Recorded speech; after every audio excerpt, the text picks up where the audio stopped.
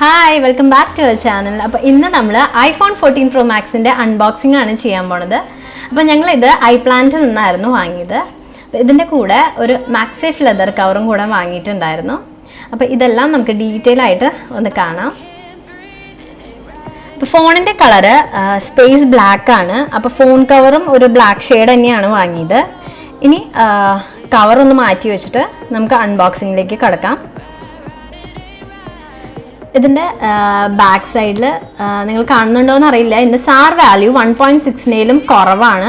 അപ്പോൾ sir value കുറയും തോറും നമ്മുടെ ഫോണിൻ്റെ റേഡിയേഷൻ ലെവൽ കുറവായിരിക്കും. അപ്പോൾ ഇതിൻ്റെ model iPhone 14 Pro Max space black 128 GB ആണ്. ബോക്സിനകത്ത് ഫോണും C2 ലൈറ്റ്നിങ് കേബിളും മാത്രമേ ഉള്ളൂ. ചാർജർ വേണമെങ്കിൽ നമുക്ക് സെപ്പറേറ്റ് ആയിട്ട് തന്നെ വാങ്ങിക്കണം. ഇനി ബോക്സ് ഓപ്പൺ ചെയ്യാം. അപ്പോൾ ബാക്ക് സൈഡിലായിട്ട് താഴെ മേലും 2 സ്റ്റിക്കർ ഉണ്ട്.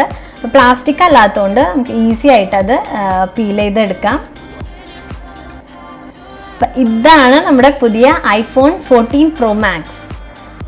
3 ക്യാമറ ഉണ്ട്. മെയിൻ ക്യാമറ 48 MP ആണ്. പിന്നെ ഇത് IP68 റേറ്റിംഗ് ഉള്ളതുകൊണ്ട് ഒരു 6 മീറ്റർ വരെ വെള്ളത്തിൻ്റെ അടിയിലേക്ക് ക്യാമറ കൊണ്ടുപോകാം.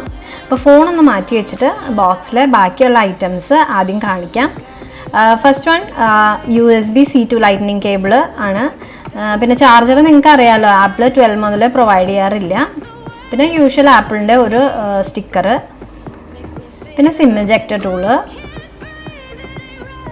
പിന്നെ ഉള്ളത് പേപ്പർ ഡോക്യുമെൻറ്റേഷൻ. അത്രയ്ക്കേ ഉള്ളൂ. US-ലാണെങ്കിൽ ഈ സിം എജക്ടർ ടൂൾ ഉണ്ടാവില്ല, അവിടെ ഇ സിം മാത്രമേ ഉള്ളൂ. ബാക്കി എല്ലാ കൺട്രീസിലും ഒരു ഇ സിമ്മും ഒരു നോർമൽ സിമ്മും അറ്റ് എ ടൈം യൂസ് ചെയ്യാം. 8 ഇ സിം വരെ ആഡ് ചെയ്യാം, പക്ഷെ at a time 2 sim use ചെയ്യാൻ പറ്റുള്ളൂ. ഇപ്പോൾ ഫോൺ കവർ കൂടി ഒന്ന് ഓപ്പൺ ചെയ്തിട്ട് നമുക്ക് ഫോൺ ഓൺ ചെയ്യാം.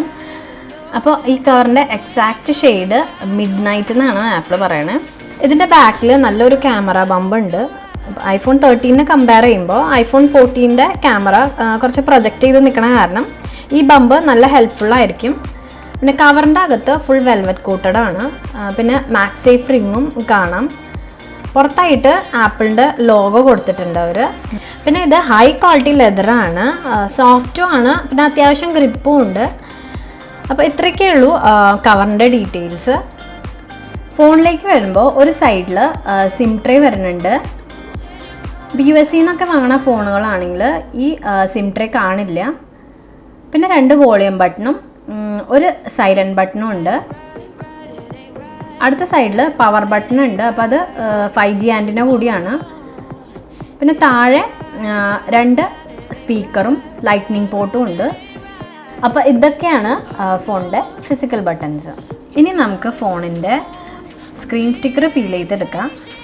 അപ്പോൾ ഇതിൻ്റെ സ്ക്രീൻ ഫ്രണ്ട് സെറാമിക് ഷീൽഡും ബാക്കിൽ ടെക്സ്റ്റേർഡ് മാറ്റ് ഗ്ലാസും സൈഡിൽ വരുന്നത് സ്റ്റെയിൻലെസ് സ്റ്റീലും ആണ്.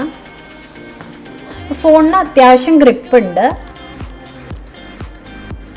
ഇനി സിം ഇടാൻ നമുക്ക് നോക്കാം. അപ്പോൾ സിം ട്രേ റിമൂവ് ചെയ്യാൻ വേണ്ടിയിട്ട് നമ്മുടെ സിം എജക്ടർ ടൂൾ വെച്ചിട്ട് നമുക്ക് അതൊന്ന് റിമൂവ് ചെയ്തെടുക്കാം. അപ്പോൾ ഇത് കുറച്ച് ബലത്തിൽ പ്രസ് ചെയ്ത് കൊടുക്കുമ്പോൾ സിം ട്രേ ഇങ്ങനെ പുറത്തേക്ക് ഇജക്റ്റ് ചെയ്ത് വരും. അപ്പോൾ അത് റിമൂവ് ചെയ്തിട്ട് നമുക്ക് സിം ഇടാം. ഇനി നമുക്ക് പവർ ബട്ടൺ ഓൺ ചെയ്യാം. അപ്പോൾ ആപ്പിളിൻ്റെ ലോഗോ വന്നിട്ടുണ്ട്. ആ മേലെ കാണുന്നതാണ് ആപ്പിളിൻ്റെ പുതിയ ഡൈനാമിക് ഐലൻഡ്.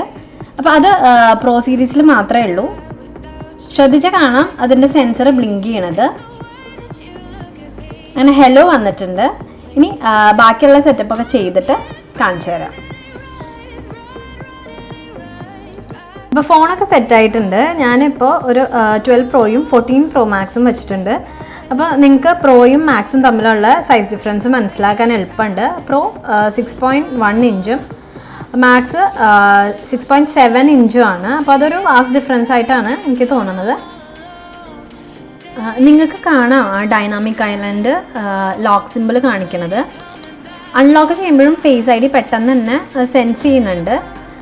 പിന്നെ ഏത് ആപ്പാണോ റൺ ചെയ്യണത് അത് ഡൈനാമിക് ഐലൻഡിൽ നോട്ടിഫിക്കേഷനായിട്ട് വരുന്നുണ്ട്. അപ്പോൾ ആ സ്പെസിഫിക് ആപ്സ് ഡൈനാമിക് ഐലൻഡിൽ നിന്ന് തന്നെ ഡയറക്റ്റായിട്ട് നമുക്ക് ഓപ്പറേറ്റ് ചെയ്യാം. അത് ശരിക്കും നല്ലൊരു ഫീച്ചറാണ്. ആ സ്പേസും അവർ ശരിക്കും യൂട്ടിലൈസ് ചെയ്തിട്ടുണ്ട്. അപ്പോൾ ഇത്രയൊക്കെ ഉള്ളൂ, എനിക്കറിയുന്ന രീതിയിൽ ഞാൻ പറയാൻ ശ്രമിച്ചിട്ടുണ്ട്. അപ്പോൾ ഇഷ്ടപ്പെട്ടാൽ ലൈക്ക് ചെയ്യുക, സബ്സ്ക്രൈബ് ചെയ്യുക, സജഷൻസ് എന്തെങ്കിലും ഉണ്ടെങ്കിൽ കമൻറ്റ് ചെയ്യുക. Thank you.